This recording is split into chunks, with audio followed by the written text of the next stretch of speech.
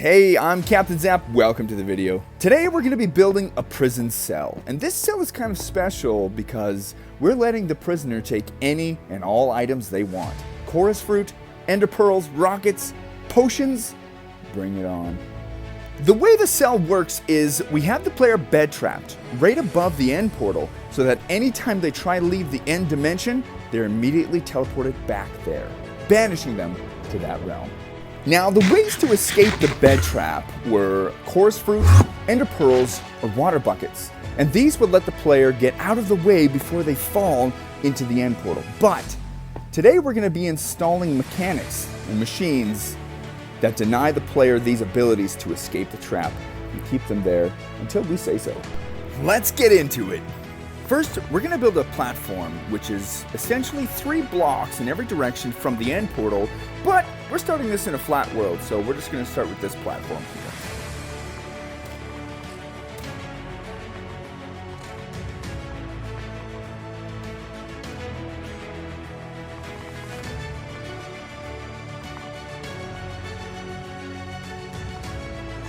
And we're going to be using piston towers to assemble the cell and as a mechanic to prevent escape later.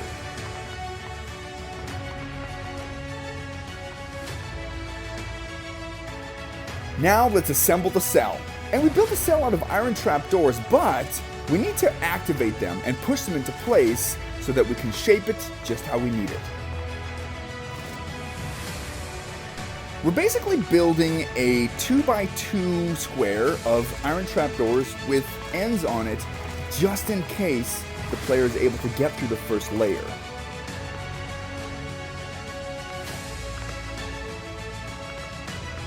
I'll just take a minute now to explain why we're using iron trap doors.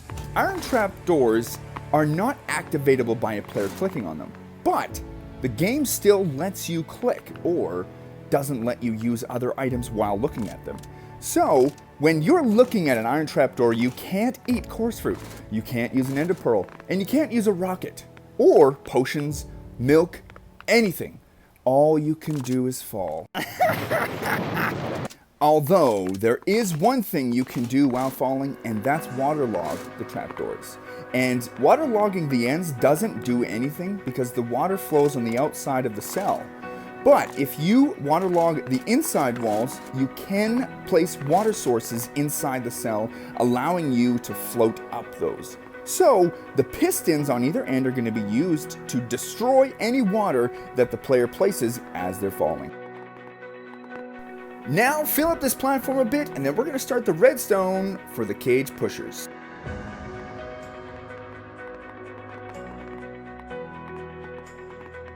We also need to add one more piston on top of each of these for the roof. Back here, we're just going to add glass and redstone to get every piston firing in the same tick.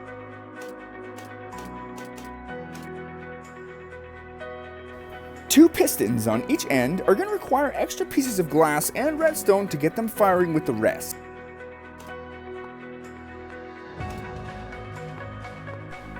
And then we're just going to add the ceiling, which is just one layer of iron trap doors all laid flat.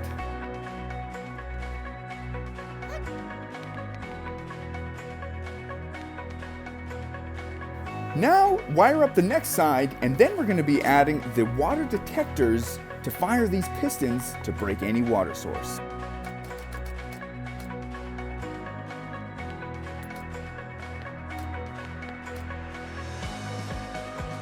When we wire these, we want them to have a push pattern of push once and then back to the original position, just like this. Now we're going to start the water detection system, which is a piston and an observer. And on the backs of the observer, we're going to be putting a burnout clock that's going to keep the piston open long enough so that the water doesn't activate this observer twice, because we only want to push each set of pistons once. Now we're going to get a repeater to pull the signal from the back of this observer, and then observers that push that signal to each set of pistons in the correct time. And we time this with repeaters behind each of those observers. Now this is something I adjust later, but we're having one side set to 5 ticks and the other set to 3. And this will allow the pistons to comfortably push so that we don't get any pistons pushing out of turn. Now we're going to cover all this redstone with obsidian and move to the other side.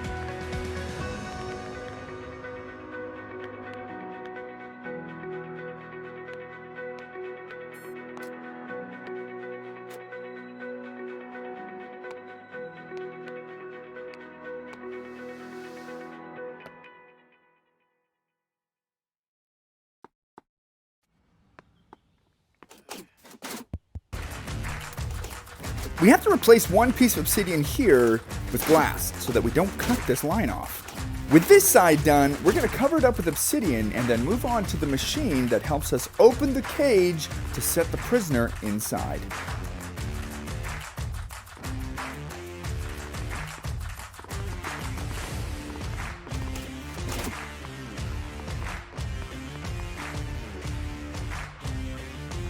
And this side we're going to be adding another repeater just to make sure that the pistons don't push against each other.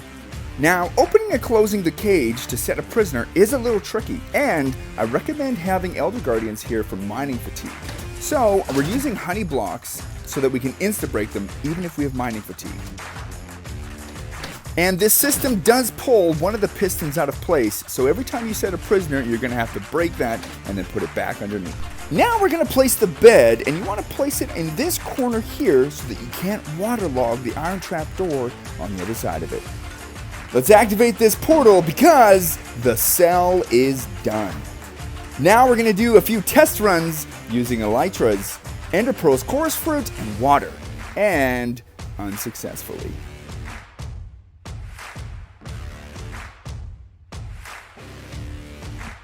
So we have our gear to try and escape. Now we're going to run through setting a prisoner in this cell. And this is a little bit tricky because wherever you click on the bed has a major factor on where you're going to spawn back in. So we need this player to be standing as far in the cell as possible and then up and click on the bed. So this is where you want the prisoner to crouch, move back as far in on this block, stand up, and then click on the bed, and they should be set perfectly. Break the slime, push the honey, and then replace the piston at the bottom, and this cell will be set and ready to go.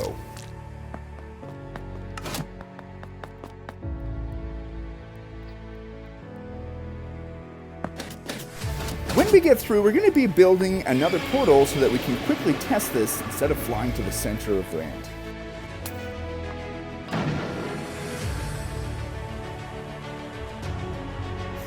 And here you see ender pearls have no effect when looking at these iron trap doors. Yes! Also, chorus fruit can't be eaten while looking at them. Well, that's my video on Zap's Banish Machine, and I think this has a place on every SMP. I know it has a good place on ours. And don't forget to like and subscribe because the next video we're going to be doing the protection of the exterior of this prison. Bye!